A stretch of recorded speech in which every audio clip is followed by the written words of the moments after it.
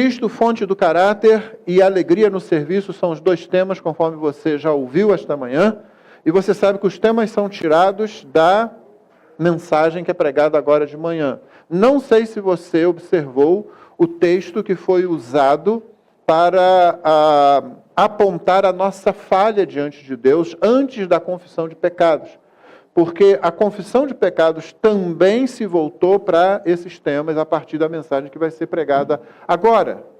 E se você se lembra bem, o texto falava de ovelhas que, ao invés de cuidar das ovelhas, acabam se aproveitando das ovelhas. Ou seja, ovelhas que estão um pouco mais bem colocadas, ovelhas que estão um pouco mais fortes, elas dão braçadas nas outras, empurram com os ombros, empurram com um lado, dão chifradas, ao invés de ajudarem as ovelhas mais fracas. A palavra de hoje, desta manhã, tem muito a dizer sobre isso. Por isso, o tema é ainda como Cristo serve a igreja, parte 2. Por quê? Porque Cristo serve a igreja usando você e a mim. Eu e você somos os pés, mãos, boca, ouvidos, olhos de Cristo para os nossos irmãos e dentro da igreja local. Os dons, as capacitações que você tem foram dadas a você para uso dentro da igreja local pelo Senhor Jesus. Quando você exerce essas capacitações espirituais, essas capacitações dadas pelo Espírito de Cristo, por causa da obra de Cristo, você está honrando Cristo como servo da igreja. Cristo veio servir a igreja. Ele assumiu a posição de servo para que morresse por nós. E agora sim, ele está glorificado. Mas o modelo, o ensino e principalmente a fonte dessa vida, onde nós servimos uns aos outros, continua nele, continua em Cristo, continua na sua palavra. Então, irmãos, eu sei que é muito atraente para nós, quando você ouve assim, meu irmão, você é rei, você reina com Cristo. Quando as irmãs ouvem assim, você é uma princesa. E aí uma vem logo e diz assim, princesa não, né? Rainha. E cuidado para a coroa não cair. E todas essas bobagens que falam por aí. Mas tem uma coisa que a bobagem faz e consegue ser atraente. Você é servo. O rei do universo se tornou servo. É um grande privilégio ser servos de Cristo, servindo aos nossos irmãos e servindo aqueles que ainda não conhecem o Senhor. Não, o nosso pecado não gosta disso, mas acredite, é um grande privilégio ser servo. E é isso que a gente vai ver um pouco mais hoje aqui, no texto que nós temos, que continua sendo todo esse parágrafo de 7 a 11, mas hoje eu vou tratar exclusivamente dos versículos 8 e 9. Então vai ter uma parte 3, pastor? Sim, tem uma parte 3. Eu posso até mudar o nome dela, mas provavelmente não vou fazer isso. Então hoje, sim, Cristo, como Cristo serve a igreja, segunda parte, versículos 8 e 9. Mas eu vou ler todo o texto para que você o tenha em mente. Afinal, o que você tem aprendido aqui também é que não existe texto sem contexto, a não ser que você queira um pretexto para dizer qualquer bobagem. Isso é muito fácil. Nós queremos o texto no contexto dele, no contexto do livro, no contexto do testamento, no contexto de toda a Escritura, para que nós não percamos aquilo que Deus intencionou dizer para nós. Então vamos à leitura de 1 de Pedro, capítulo 4, versículos 7 a 11. 1 de Pedro, capítulo 4, 7 a 11, onde está escrito assim: o fim de todas as coisas está próximo, portanto sejam criteriosos e sóbrios para poderem orar. Acima de tudo, porém, tenham muito amor uns para com os outros, porque o amor cobre multidão de pecados. Sejam mutuamente hospitaleiros, sem murmuração. Sirvam uns aos outros, cada um conforme o dom que recebeu, como encarregados de administrar bem a multiforme graça de Deus. Se alguém fala, fale de acordo com os oráculos de Deus. Se alguém serve, faça-o na força que Deus lhe dá, para que em todas as coisas Deus seja glorificado, por meio de Jesus Cristo, a quem pertence a glória e o domínio para todo sempre. Amém. Essa é a palavra do Senhor. Nós temos duas perguntas a fazer para focar esses dois versículos. Versículo 8, acima de tudo, porém, tenham muito amor uns para com os outros, porque o amor cobre multidão de pecados. E a primeira pergunta, então, é: sobre que base você se move na direção dos outros? Sobre que base você se move na direção dos outros? Primeiro, notemos que Pedro estabelece o amor antes de outras exortações mais específicas. Você notou como é que ele fala? Acima de tudo, poderíamos traduzir a expressão grega, primeiramente, principalmente, antes de tudo, tenham muito amor uns para com os outros. Então note isso. Evidentemente, o conceito de amor na Bíblia precisa ser definido, porque o conceito de amor à nossa volta é outro, é esvaziado, é aguado, é superficial. Aliás, torna-se cada vez mais importante definir termos antes de entrarmos em quaisquer discussões. É inútil conversar quando o seu interlocutor tem um dicionário diferente do seu, meu irmão. Antes de você entrar em qualquer conversa, mesmo em conversas relacionais, procure saber se vocês estão usando a mesma palavra com o mesmo significado. Senão vocês vão ficar patinando ali e às vezes se chocando ali, porque um está usando uma palavra com um sentido, ou está usando a mesma palavra com outro sentido. É bom a gente esclarecer essas coisas. Na Bíblia, o amor é uma atitude. Essa atitude tem um alvo, o bem do outro. Essa atitude ela envolve sempre envolve algum sacrifício. É uma atitude. Diferentemente de rituais de cultos não bíblicos, o amor não é medido com a boca, mas com a visão. Vocês sabem que ritual de culto eu estou falando, né? Aquele que se mede com a boca. Vire para o seu irmão e diga. Fale isso, fale aquilo. Não, na Bíblia não é a boca, são os olhos. 1 de João 4,20.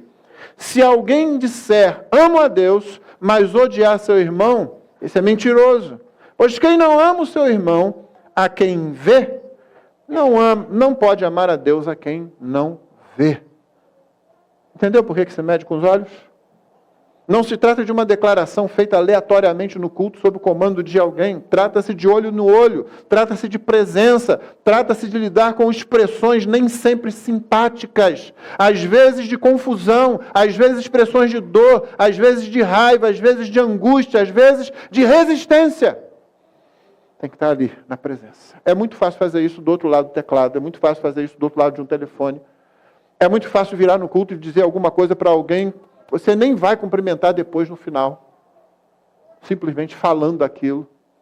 Quando você olha nos olhos, quando você presta atenção, quando você quer ver a expressão, aí sim nós podemos começar a pensar em alguma coisa. Então, primeira coisa que Pedro coloca é o amor. Definido como a Bíblia define, essa atitude pelo bem do outro, e que sempre vai exigir algum grau de sacrifício. Em segundo lugar, note o seguinte, o apóstolo escreve, tenham muito amor. Então, antes de tudo, tenham muito amor. A palavra muito aqui pode nos confundir um pouco. Isso porque o modo como nós usamos na nossa cultura esse advérbio, você sabe o que é um advérbio? Lembra o que é um advérbio?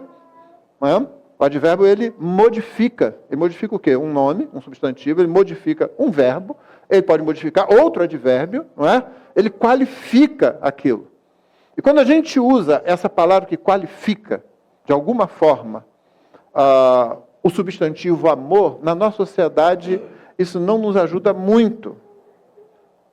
Para falar a verdade, irmãos, não tem nem muito significado. Eu te amo muito. Tem uma música do Guilherme Arantes, antiga. Guilherme Arantes, o mais novo, não conhece. Lamentavelmente, você perdeu. Chama-se Um Dia, Um Adeus. E a música conta a história de um sujeito que cometeu uma grande besteira, abandonou a mulher que ele ama, por uma outra qualquer, que foi uma aventura besta, ele volta arrependido depois, né? Querendo recomeçar. O interessante é que ele diz para ela, ninguém te amou como eu te amei. Qualquer mulher poderia parar e dizer assim, o que você quer dizer com isso, cara? Você foi embora, você me abandonou. Não, mas ninguém te amou como eu te amei. Então, você colocar um advérbio desse, eu te amo muito, né? Em relação ao amor, isso confunde a gente quando a gente lê esse advérbio na palavra de Deus. A tradução está errada. A palavra grega por trás dessa tradução pode e deve ser traduzida em muitos textos como muito. Poderia ser, né? Só que, essa palavrinha aqui, aí você sabe que a Bíblia é muito mais específica. A Bíblia não deixa você vagar assim como a música, que aliás é muito bonita aquela música. Eu gosto muito dela como música. Né? Se você quiser ficar com dor de cotovelo, aliás, ontem me corrigiram que não é mais dor de cotovelo, né? É sofrência, né? Melhorou muito a palavra. Ok. Então, se você quiser ouvi-la para ficar lá chorando e perdendo seu tempo com algo que não vai valer nada realmente, a não ser você entender um pouquinho de música e gostar da harmonia e tal. O Guilherme sabia o que estava fazendo. Ou ainda sabe, né? Até onde eu sei, está vivo. Enfim, a tradução correta dela esconde certas nuances. Isso acontece muito nas palavras gregas e hebraicas. Deus não escolheu esses idiomas aleatoriamente, não, irmãos. Eles têm um peso e a forma como as palavras são colocadas no texto, a combinação delas, a ordem delas até, tem certo significado. A nuance da palavra, que está traduzida aí como muito, ela vem de um verbo, na verdade, essa palavra, que significa esticar, estender. Assim, a ideia não é tanto de quantidade, como acontece com a gente. Eu te amo muito. É o quê? Você tem o quê? 3 quilos de amor? Eu tenho 100. Eu tenho 2 toneladas de amor. Significa o quê esse negócio? Né? Mas principalmente a qualidade desse amor. E no caso aqui, essa palavrinha grega, que aliás só é usada em todo o Novo Testamento, aqui por Pedro, tem o significado de intencional, constante, extenuante, intenso, sério, zeloso. Por isso que se você quiser uma palavra em português, talvez muito seja. Só que não ajuda muito por causa do nosso contexto cultural. Mas é isso aqui, você gravou? Intencional, olha só. É isso que o Pedro está dizendo. Acima de tudo, tem um amor intencional uns para com os outros. Tem um amor constante, tem um amor extenuante, tem um amor sério, tem um amor zeloso. A minha tradução ficou assim: tenham um amor persistente uns para com os outros. Essa é a ideia básica. Tenham um amor persistente. Eu te amo muito. Como assim? Eu vou atrás de você, meu irmão, até você abandonar esse erro. Eu vou me colocar no teu caminho, você não vai continuar nesse caminho de pecado. Eu vou ajudar você a se levantar, eu vou dar meu braço a você, eu vou dar meu ombro a você. E eu não vou desistir. Quando eu estiver fraco demais, eu vou chamar outro para me ajudar. E nós vamos ajudar você. Persistente. É assim que eu te amo muito. Aí você deu significado, aí você deu peso, aí você deu biblicidade ao termo bíblico. Em terceiro lugar, note, Pedro diz que o amor cobre a multidão de pecados. Novamente, aqui a gente pode ter dificuldades, né? A multidão de pecados.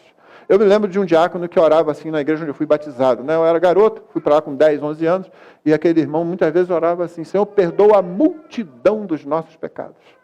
E eu não sei, porque depois de algum tempo, mesmo sem ter nenhuma base teológica, comecei a pensar, esse cara não se confessa toda semana, não? Quer dizer, ele não ora a confissão dos pecados dele de tempos em tempos, ele deixa juntar, sabe?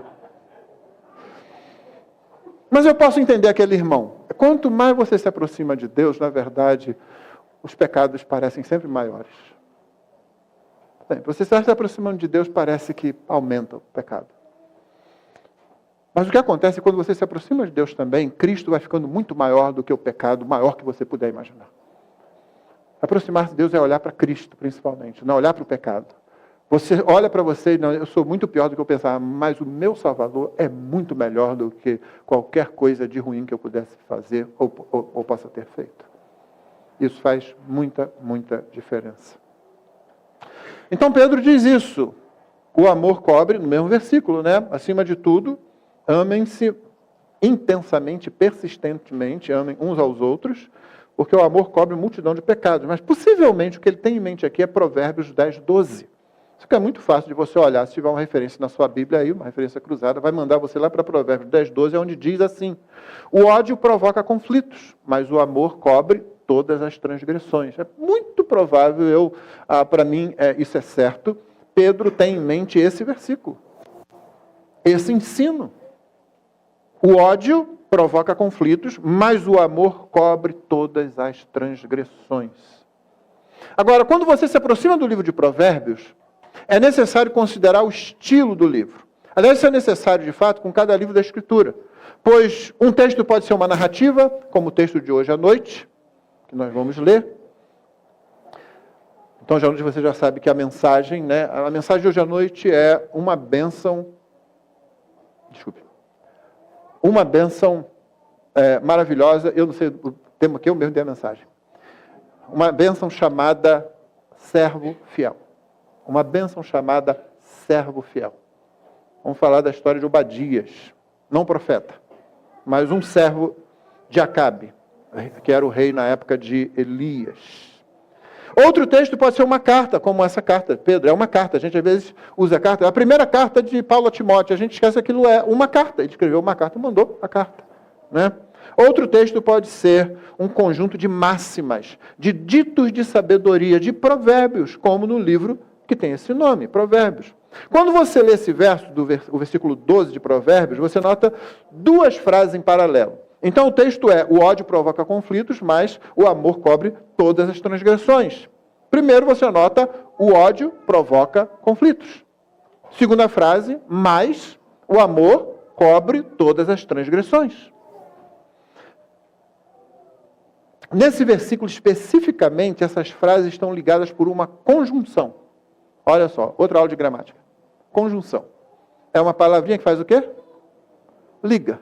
Né? Os irmãos e as irmãs têm vindo aqui aos estudos de terça-feira, em que nós temos feito estudo indutivo de textos bíblicos, atualmente Efésios, capítulo 4, têm aprendido bastante sobre isso, a importância de você olhar para essas pequenas palavrinhas. Né? A palavra aqui é mas. Mas. Esse verso, essa palavrinha, ela funciona colocando uma frase em oposição à outra. Ela é uma conjunção adversativa. Mas eu tenho medo de falar essas coisas, porque aí você fica com conjunção adversativa na cabeça e os próximos 2 minutos você não vai me ouvir.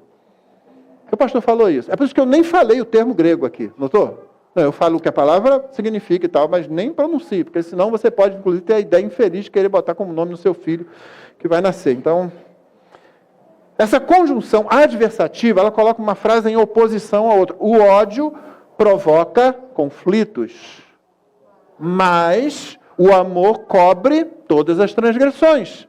Os entendidos chamam essas frases em paralelo, onde uma se opõe à outra, de paralelismo antitético. Pronto, falei de novo outra palavra. Perdi mais gente aí nos próximos 10 segundos, pelo menos. Paralelismo antitético. É um paralelismo. Você tem uma frase paralela àquela, só que ao invés dela estar repetindo o que a primeira disse, o que faria as duas irem na mesma direção, isso acontece muito em Provérbios. Às vezes acontece diferente. Às vezes uma frase vai numa direção, a outra vem na direção contrária. O ódio, o que ele faz? Ele aumenta, ele produz conflito. O amor, ele cobre multidão de transgressão, ou todas as transgressões. Agora, tendo Pedro em mente esse versículo no livro de Provérbios, então ele não está dizendo que o amor perdoa pecados. Entendeu? Porque senão você perde o versículo. Você perde o que Pedro está dizendo. Sim, o amor perdoa pecados. O amor perdoa pecados, o amor de Deus perdoa pecados. O amor de Deus perdoa pecados, mas você sabe que todo perdão tem uma dívida, tem um prejuízo. Alguém tem que assumir esse prejuízo. Não existe perdão sem que o prejuízo seja sanado, seja resolvido. Essa dívida tem que ser paga e vai ser paga por alguém. No caso, o próprio Deus, na pessoa do Filho, paga a dívida que nós não podemos pagar. Não existe simplesmente estar perdoado e acabou, zerou. Não, isso não acontece. Em nenhuma área da vida. Nenhuma área da vida.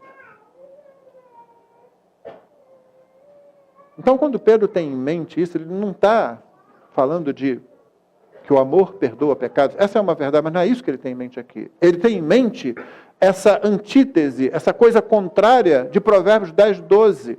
O ódio, ele provoca conflitos, mas o amor cobre todas as transgressões. Se o ódio cria conflitos e o amor é o antônimo de ódio, e por favor não entre nessa rua sem saída daquela turma que diz que o antônimo do amor é indiferença. Isso só funciona para quem o amor é um sentimento vago, superficial, que muda de acordo com o humor da pessoa e as circunstâncias à volta. Aí você fala essa frase bonita. Não, o oposto do amor não é o ódio, o oposto é a indiferença. Outra coisa, não tem o menor sentido esse troço. Você está indiferente a uma pessoa, alguma coisa provoca isso. Mas enfim, não é esse o ponto aqui. Não. Ódio, amor. A própria Bíblia está colocando ódio, amor. O amor provoca conflito, o ódio provoca conflito, o amor cobre todas as transgressões. Essa definição tosca que eu mencionei, ela não funciona para a definição bíblica e verdadeira de amor. Então, voltando, se o ódio cria conflitos e o amor é um antônimo de ódio, Pedro não está ensinando simplesmente que o amor perdoa pecados, embora isso seja correto, não é isso que ele tem em mente aqui. O que ele tem em mente aqui é que a atitude de amor na igreja, ela freia o ódio. Ela freia a desavença. Ela freia o conflito. É isso que ele tem em mente aqui, quando Provérbios 10:12 está na mente. O ódio promove conflito, o amor cobre todas as transgressões. O crente tem dentro de si a disposição de perdoar. Ela está lá, colocada ali por Deus desde a conversão. Não, você não tem que ficar esperando coisa nenhuma, não. Muitos crentes lutam com questões de perdão, porque estão equivocadamente buscando entender o ensino bíblico, olhando para as suas emoções. Seja o perdão a outros, seja o perdão de Deus, é um erro e um beco sem saída entender o perdão a partir de sentimentos ou das atitudes dos outros. Você não vai achar essa resposta lá. Nós vivemos por fé, e a fé não olha as emoções, ela olha para a palavra de Deus. O nosso pecado, sim, nosso pecado ele busca motivos, explicações, ele faz avaliações, mede maturidade, tenta verificar o perdão olhando para as emoções. O pecado faz isso, a fé não, a fé olha para a palavra de Deus. Eu tenho falado com alguns irmãos nessas últimas semanas, tenho conversado com vários irmãos, e para vários deles eu tenho usado uma figura antiga, que eu acho que é muito boa você ter na mente. É a figura de que você tem um muro, esse muro é estreito, e 3 pessoas estão andando em cima desse muro. A primeira pessoa é o fato. A segunda pessoa é a fé. A terceira pessoa são as emoções. Fato, fé, emoções. Agora, se você é igual a mim, e aqueles moleques que estavam ontem correndo no sítio lá na chuva, né, quando eu era da idade deles, você já andou em cima de um muro. É uma coisa muito divertida, muito perigosa. E é muito perigosa quando você cai, como eu já caí também. E a gente cai e pior, a gente volta lá para fazer de novo. Eu fiz, né? Passei um muro estreito, mas eu vou fazer isso. Se você já fez isso alguma vez na vida, e se você nunca fez, vai depender da minha palavra, você vai muito bem enquanto você está olhando para frente. Mas se você continuar andando e olhar para trás, você perde o equilíbrio, você cai, você bate no muro, você rala a perna, você pode se machucar. É essa figura. A fé, ela olha para o fato. No nosso caso, o fato é a palavra de Deus. Enquanto ela olha para a palavra de Deus, enquanto ela olha para o fato, ela vai muito bem, ela consegue se equilibrar nesse muro que é a jornada da nossa vida cristã, em meio a esse mar de uma cultura antagônica, como era para eles, a quem Pedro escreveu, e como é para nós. Mas no momento em que essa fé resolve olhar para as emoções, olhar para trás, ela cai. Ela tropeça. Ela se machuca no muro. Ela vai ter que subir de novo. E é isso, infelizmente, que muito crente faz. Nosso pecado é que fica buscando aqui motivo, explicação, medindo isso, medindo aquilo outro. Você já tem o que você precisa. Você já recebeu isso na conversão. Nós olhamos para as Escrituras e elas nos dizem que Deus já nos equipou com tudo que é preciso para amar, perdoar e frear o ódio e a desavença dentro da igreja. Vamos lembrar, eu só vou ler, segunda carta de Pedro 1, 3-11. Presta atenção, porque depois você pode ler isso, mas é simplesmente o que eu acabei de dizer. A Bíblia diz isso que eu estou dizendo para você agora. Por isso que eu estou repetindo o que ela diz. Pedro diz na segunda carta, no capítulo 1, verso 3, pelo poder de Deus nos foram concedidas, está no passado, todas as coisas que conduzem à vida e à piedade, à vida de devoção, à vida de entrega a Deus.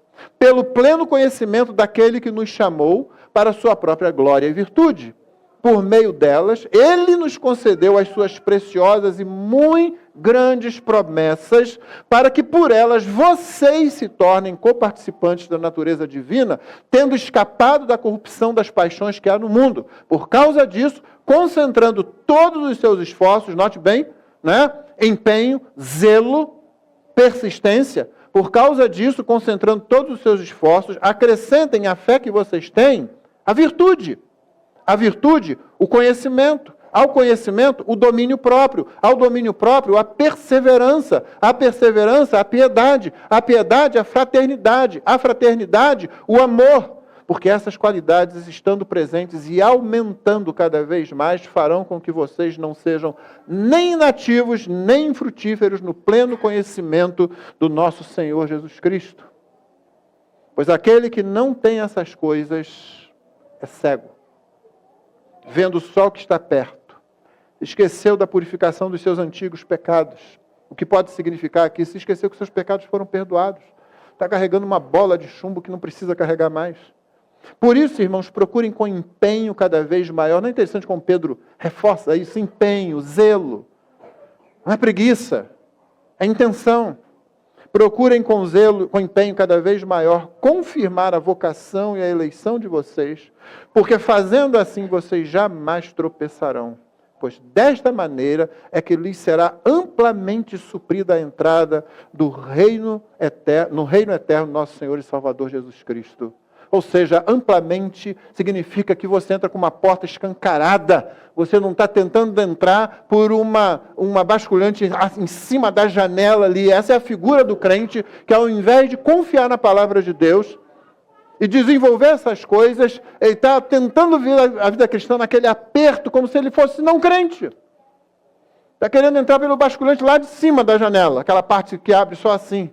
Quando, na verdade, o que ele tem à disposição dele é o suficiente para abrir a porta de par em par, como se dizia antigamente. Amplamente, uma entrada ampla no reino do nosso Senhor e Salvador Jesus Cristo. Assim, não se trata de uma questão de eu já estar pronto ou não. Isso é vocabulário mundano. Eu ainda não estou pronto para perdoar aquele irmão. De onde tirou isso? Eu ainda não... Não, você não está pronto para se render, você não está pronto para se humilhar, você não está pronto para ficar com prejuízo. Jesus ficou com o nosso prejuízo, mas nós não queremos ficar com prejuízo. Paulo fala isso, 1 Coríntios 6, por que não sofreis antes o dano? Nosso pecado não gosta disso. Trata-se de uma questão de obediência. Não é uma questão de sentir, examinar, verificar, medir de novo. É uma questão de rendição, de confiar na palavra de Deus e obedecer à palavra de Deus. Meus irmãos, anota aí para você tuitar depois, que agora já pode. O sofrimento encontra seu fim não nos desejos de satisfação, nos nossos desejos de satisfação, mas na nossa obediência à palavra de Deus.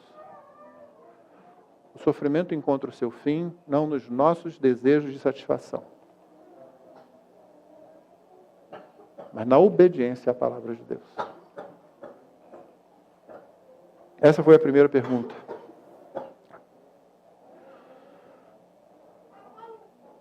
Ou seja, se você se lembrar, em que base você se move na direção do outro. A segunda pergunta: seus irmãos conhecem o endereço do seu coração?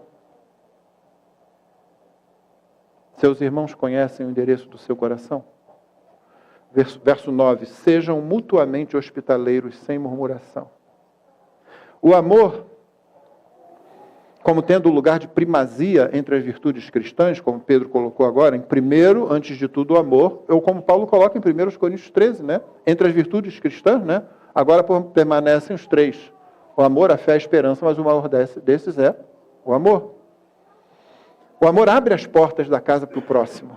Sem o amor, como descrito por Pedro e o restante das Escrituras, é impossível que seu irmão encontre lugar na sua vida. Sem amor, seu irmão não vai encontrar esse seu endereço, não. Nos tempos do Novo Testamento, e em outros tempos e mesmo lugares, ainda hoje, né, receber peregrinos era uma necessidade, devido à existência de poucas estalagens que realmente poderiam receber esse nome. Poucas hospedarias dignas desse nome. O próprio trânsito de cristãos que podiam estar fugindo de perseguição tornaria a hospitalidade uma necessidade ainda mais imperativa. Porém, o contexto parece estar apontando noutra direção, e não nessa que era simples, que acontecia em todo o Antigo Oriente Próximo, que acontece hoje ainda em muitos lugares. Pedro não está só falando disso. Aliás, você já percebeu que Pedro está sempre falando de algo mais, né? Por quê? Porque Pedro usa a expressão mutuamente. mutuamente. Então, o versículo 8, sejam mutuamente hospitaleiros, sem murmuração. Aliás, notem que Pedro usa isso repetidas vezes nesse mesmo contexto. No versículo 8, ele disse, como nós já vimos, né? Amor uns para com os outros. No verso 10, sirvam uns aos outros. Mas há pelo menos uns 16, 17 versos no Novo Testamento com essa expressão uns aos outros ou equivalente. Aliás, você tem uma tarefa para fazer para domingo que vem, foi dada aqui pelo pastor Jonatas, né? Procure esses versos. Eu tenho todos eles anotados, porque eu vou usá-los na próxima mensagem, que não é domingo que vem. Então eu nem vou dar cola para você, viu? Vamos lá, você vai trazer domingo que vem, na semana seguinte é que eu vou abordar o restante desse parágrafo. Pedro usa muito aqui, há 3 vezes aqui, só nesse pedacinho de 7 a 11. Uns em relação aos outros, sejam mutuamente hospitaleiros, amem intensamente uns aos outros, sirvam uns aos outros. Assim, a ideia parece ser o exercício da hospitalidade dentro da comunidade cristã local. Você entendeu? A hospitalidade era uma coisa comum no Antigo Oriente Próximo. E é entre muitos povos da terra. Pedro não está falando só disso. Ele não está falando sejam socialmente legais. Ele está falando da igreja local. Ele está falando sejam mutuamente hospitaleiros. Há pelo menos 2 situações a serem notadas aqui. Primeiro, receber a igreja. Segundo, receber os irmãos. Primeira delas, abrir as portas da casa para a igreja. A igreja, ao longo da história, inúmeras vezes e de algum modo eu acho que sempre, ela começa nas casas. Em algumas ocasiões, irmãos, teria sido impossível você começar a plantação de uma igreja se uma casa não tivesse se aberto para isso. Eu preguei em igrejas que começaram na casa. No primeiro culto, na casa de alguém abriu a casa, e como a casa não era tão espaçosa assim, abriu a garagem, tirou o carro e ali a igreja se reuniu. Isso, pelo menos comigo, aconteceu 2 vezes. Você abre a casa e a igreja começa ali. Todas as 2 igrejas são grandes igrejas hoje, em termos de número e em termos de doutrina também, até onde eu consigo acompanhar. Muitas vezes, isso implicava em risco. No tempo de Pedro, receber a igreja nas casas, e você sabe que a igreja não tinha templos. As igrejas nas cidades greco-romanas, elas funcionavam nas casas, principalmente. E, às vezes eles conseguiam um lugar maior ou uma casa mais ampla para reunir as várias casas de uma cidade ali, embora eles entendessem que havia uma igreja ali. E no tempo de Pedro, e naquele tempo que estava se aproximando, receber uma igreja na casa podia implicar em perseguição, podia implicar em risco para os anfitriões. Imagina um crente num lugar onde há perseguição, dizer, vamos nos reunir na nossa casa, lá em casa, na terça-feira. E aí vai aquele monte de crente para a casa dessa pessoa. E isso acontece. Só que não pode ser simplesmente na terça-feira, o aviso não pode ser dado amplamente, e geralmente essa reunião no horário mais difícil, mais impróprio, para que as pessoas possam se encontrar ali. Eu tenho um amigo que foi falar num lugar da China, um pastor americano, e ele me disse que ele foi pregar, falar numa cidade lá, visitar algumas pessoas, e pegaram e disseram assim, olha, nós precisamos levar você ao interior, aonde tem um grupo de pastores lá, dessas igrejas nas casas. Eles não são pastores formados assim, seria bom você falar com eles. E ele foi para lá. Eles o levaram e ele ficou dentro de casa. Quando ele entrou dentro de casa, ele disse, você não aparece na janela, porque isso aqui não é uma área, uma zona turística. Então, ter um ocidental aqui vai chamar muita atenção. Então, você fica aí dentro escondido, mas os pastores virão aqui. Os pastores foram lá e ele falou por umas 2 horas com aqueles homens e tal. Quando ele terminou e subiu para ir descansar, ele notou que a reunião continuou lá embaixo por mais umas 2 horas, pelo menos, só orando. Porque é aquilo que eu falei para você no começo, aquela dificuldade. Então, vamos aproveitar, estamos juntos e hoje podemos fazer isso aqui. Uma casa aberta para a igreja. Às vezes isso implica em alguma dificuldade, mas em qualquer lugar implica em que o anfitrião, os anfitriões, mesmo na nossa realidade, que ele precisa ter amor persistente. Isso por causa do que eu vou falar agora, que é o segundo ponto aqui. Ou seja, abrir as portas da casa para os irmãos. O significante de tudo é abrir o coração, irmãos. Abrir a casa, você tem que primeiro abrir o seu coração. Por favor, tire da sua mente agora aquele irmão ou aquela irmã que você adora ter em casa e a quem você adora visitar. O Espírito não está considerando isso aqui. Isso tem sido uma armadilha para muito crente. Porque você pensa que você está fazendo aquilo que você devia fazer. Recebendo somente aqueles irmãos que você adora ter na sua casa, indo visitar somente aqueles irmãos que você adora estar na casa deles. Não, você não está fazendo tudo o que você devia fazer, você está fazendo o mínimo. Aquilo que não exige de você muita coisa, a não ser se deslocar de um ponto a outro. E você viu pelos pontos anteriores que nós estamos falando mais do que isso. A reciprocidade aludida por Pedro não considera fortes sentimentos de ligação. Na verdade, a reciprocidade, o uns aos outros, que Pedro usa aqui, dispensa essas ligações de afeto e invoca, isso sim, os laços pactuais da graça. Laços pactuais da graça. Não são necessários fortes sentimentos, não é necessária grande afinidade, inclusive pode estar havendo até um relacionamento estremecido. Inclusive isso. A hospitalidade recíproca, aludida por Pedro aqui, é fruto de um amor recíproco, faz o trabalho mais difícil de ir em busca do outro, com persistência, oferecendo um lugar no coração. É como Deus no livro de Oséias. A figura de Oséias, que se casa com uma mulher que é infiel, e ele vai atrás dela e traz ela de volta sucessivas vezes, mostra Deus em seu amor pelo povo de Israel, que o abandona sucessivas vezes por falsos deuses, e Deus sucessivas vezes vai atrás do povo. E traz o povo de volta. Traz o povo de volta. É desse tipo de amor, é desse tipo de hospitalidade recíproca que Pedro está falando aqui. Lembremos, uma coisa que eu disse, não me lembro qual era a reunião da igreja, se era o dia da família, foi lá no sítio dos nossos irmãos, Renato e Elisângela, pelo menos que eles provêm para a gente. Eu me lembro de ter falado 3 coisas sobre hospitalidade. Aliás, deixa eu falar aqui uma coisa que pode não estar claro na cabeça de alguns. Hospitalidade é coisa de homem. Hospitalidade é coisa de homem, não é coisa de mulher, é coisa de homem. Tanto é assim que para ser pastor, um dos requisitos é o quê? Ser hospitaleiro. Não está dizendo lá, pastor tem que ter uma esposa hospitaleira, está dizendo, você tem que ser hospitaleiro. Então, aqueles que pretendem ser pastor nessa igreja, ou em qualquer igreja, se você quiser ser um verdadeiro pastor, lembre-se disso. Dito isso, o que eu disse naquela reunião foi, primeiro, é preciso abrir o coração, que é o que eu estou falando aqui. Você não vai abrir sua casa, você não vai abrir sua vida sem você abrir o seu coração para aquela pessoa. E, novamente, tire da sua mente aquelas pessoas que já estão lá dentro, que você já colocou, com muita facilidade, às vezes. Porque tem pessoas que têm afinidade com a gente, não é fácil. Meu irmão, eu dou graças a Deus que eu tenho um monte de gente assim na minha vida. Gente que eu gosto de receber, gente que não me dá trabalho assim, ou quando dá trabalho a gente sai no tapa um com o outro, olha só, e fica tudo bem. Resolve tudo. A gente não se afasta por causa disso, a gente é incapaz de romper o relacionamento por causa dessas coisas. Mas não é disso que estamos falando aqui.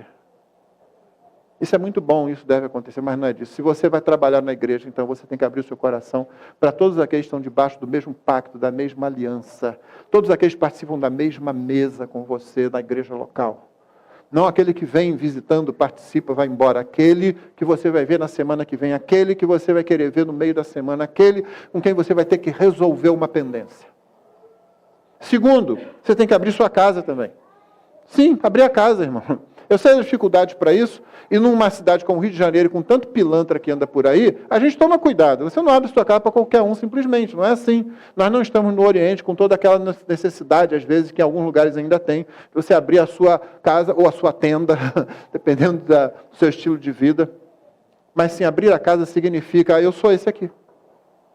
Eu gosto de receber pessoas na minha casa. Eu já tenho uma casa maior para receber mais pessoas. Aí eu falo para mim, eu quero trazer as moças da igreja aqui para ter uma conversa com elas, eu e você. A minha mulher olha assim, mas onde você vai colocar isso todo mundo?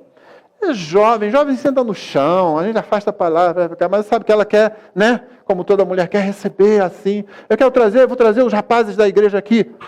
Estou para levar lá em casa, isso é possível, isso é tranquilo. Os adolescentes da igreja. Vamos lá, vamos ter uma conversa aí. Hoje eu sentei com as crianças aqui em cima, porque elas estavam falando de mim. E o Diego, não sei porquê, foi falar do meu bigode. Próxima assembleia a gente vai ter que analisar o Diego. Mas eu gosto de receber, porque as pessoas veem isso aqui. Eu recebo as pessoas na minha casa, que você já esteve lá, eu sento no sofá com elas, eu não levo para o meu escritório. Se eu quisesse fazer isso, eu faria aqui. Tem um escritório na igreja para isso. Mas principalmente a pessoa está na casa, vê o pastor, ele mora numa casa. Eu pensei que ele morasse numa nuvem celestial, flutuando. Não, ele mora numa casa.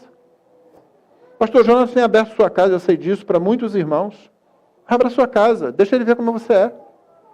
Eu sei, a nossa casa fica maquiada quando a gente chama alguém, né? De vez em quando eu assusto minha esposa. Falei, olha, chamei fulano para vir aqui. Quando? Daqui a 1 hora está chegando. Isso é quase uma proposta de divórcio, mas... Porque você mostra, a minha casa é assim, você está pensando que é o quê? Às vezes eu gostaria de levar a pessoa na casa onde eu e ela moramos quando nós nos casamos. E as pessoas vão na nossa casa aqui assim, olha aquela casa assim, ainda tem outro andar? Tem um terraço? Tem um terraço lá. É só um terraço, é só onde a gente pendura a roupa quando o sol está bom, é só isso. Não tem churrasqueiro, não tem nada disso. Tá? Até tem gente aí querendo fazer isso lá. Pastor, vamos fazer lá. Aquele terraço está pouco utilizado, né? Enfim. Mas eu gostaria talvez de levar você na casa onde nós nos casamos. Telha de amianto, muito quente no verão, muito úmida no inverno.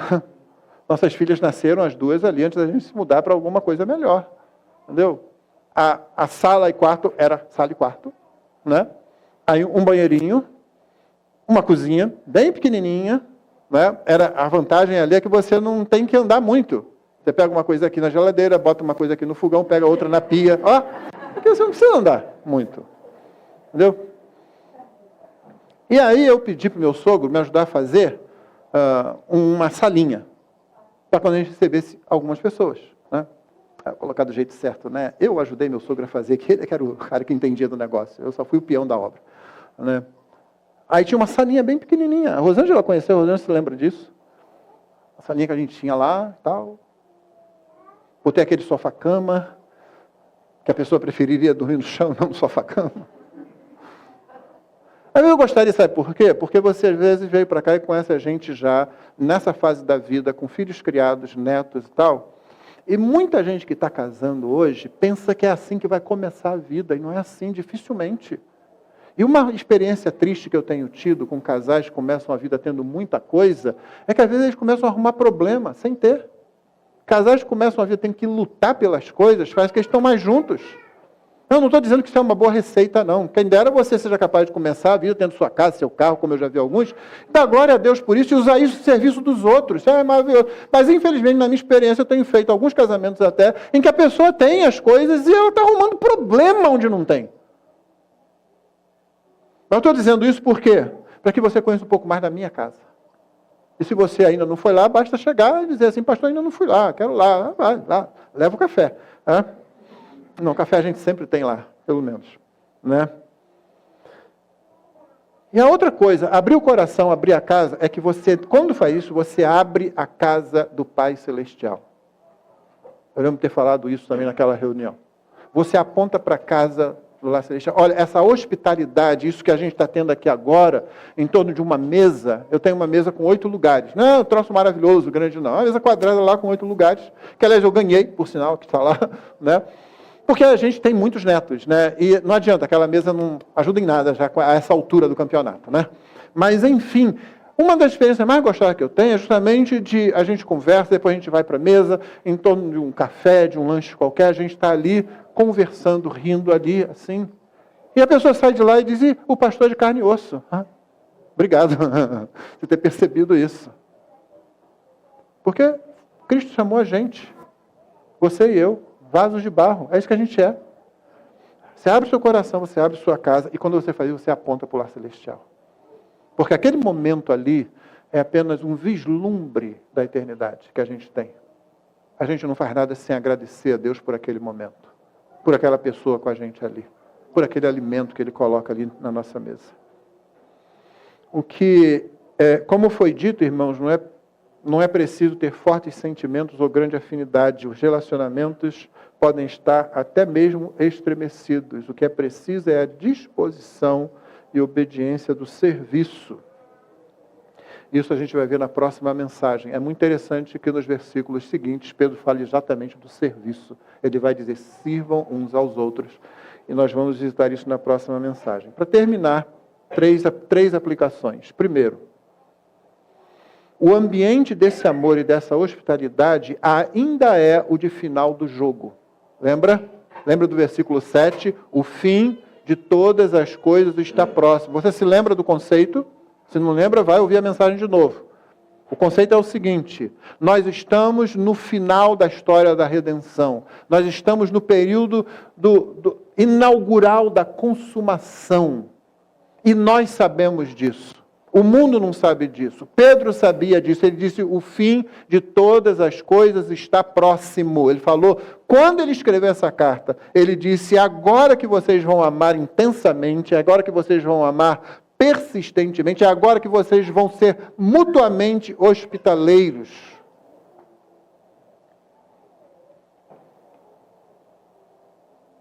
Então lembre-se, o ambiente da sua vida cristã é esse fim de jogo.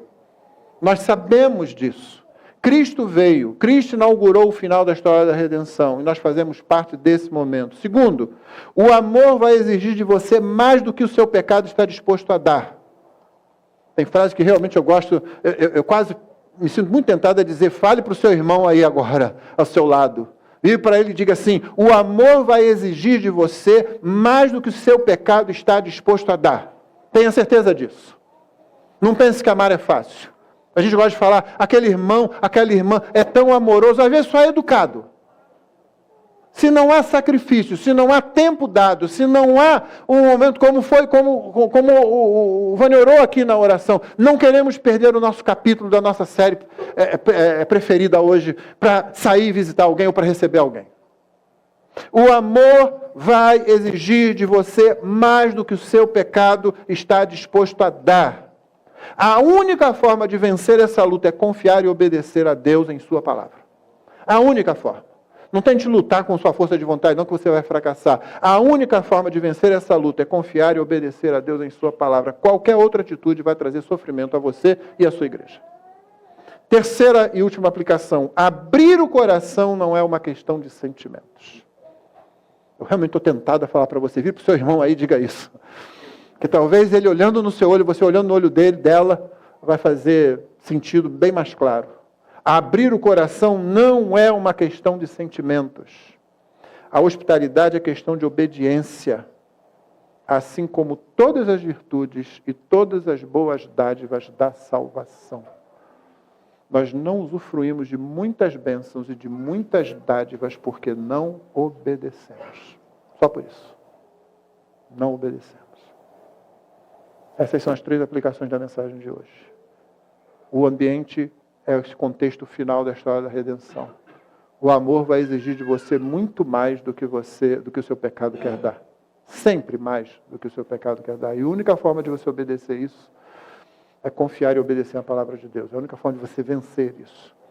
E por último, abrir o coração não é uma questão de sentimentos, é uma questão de obediência. Todas as virtudes e bênçãos da salvação vêm a nós por obediência àquilo que Deus diz em sua palavra. Deus nos abençoe. Vamos ficar de pé? Vamos orar?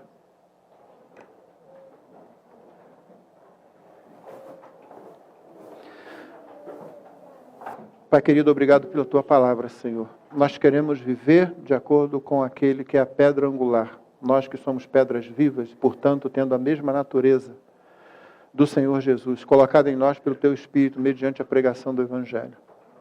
Nós queremos que nossos filhos e filhas aprendam a amar e aprendam a ser hospitaleiros conosco mesmo, Senhor. Com seus pais, com suas mães. Ajuda-nos a ser modelos disso, Senhor. Dá-nos graça, ó Deus, para que Jesus realmente possa continuar servindo a igreja por nosso intermédio, que nos ofereçamos como instrumentos de justiça, como a tua palavra diz. Muitos de nós aqui oferecemos durante muito tempo, e todos, em algum momento da vida, oferecemos os nossos corpos, os nossos membros, as nossas capacidades, nossa energia, nossa inteligência. Oferecemos à injustiça, oferecemos ao pecado de alguma forma. Ajuda-nos, Senhor Deus, a constrangidos pelo amor de Cristo, oferecermos a Ti como instrumentos dentro da igreja local, como também como instrumentos para testemunho diante daqueles que ainda não se renderam a Cristo. Ajuda-nos nisso, Senhor, pois olhamos para Ti, em nós não há força, nem sabedoria, mas os nossos olhos estão postos em Ti, de quem todas essas bênçãos e virtudes vêm. É em nome de Jesus que oramos.